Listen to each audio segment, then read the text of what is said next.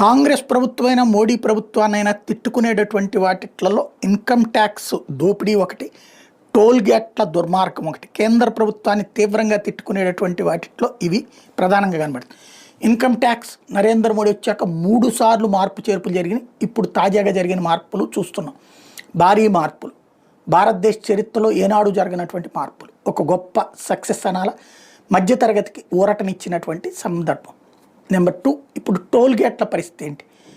పెరుగుటనే తప్పించి విరుగుట లేనటువంటి దౌర్భాగ్యకరమైనటువంటి పరిస్థితులలో టోల్ గేట్లు అంటే ఒకప్పుడు చాలా సంతోషం, ఎందుకంటే ఆ ఏరియాలో రోడ్డు బాగుంటుందని. కానీ ఇప్పుడు అలవాటు పడిపోయారు. రోడ్డు బాగానే ఉంది కానీ ఎంత దోపిడీ ఏంటి అన్నటువంటి. ఇప్పుడు అది ప్రజలలో తీవ్ర అసహనం పెరుగుతుంది. ఈవెన్ న్యాయస్థానాలు కూడా నిలదీయడం ప్రారంభించింది.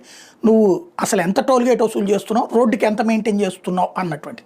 దాంట్లో మిగిలిన డబ్బులతో వేరే చోట్ల రోడ్డు వేస్తున్నావు అనేటప్పుడు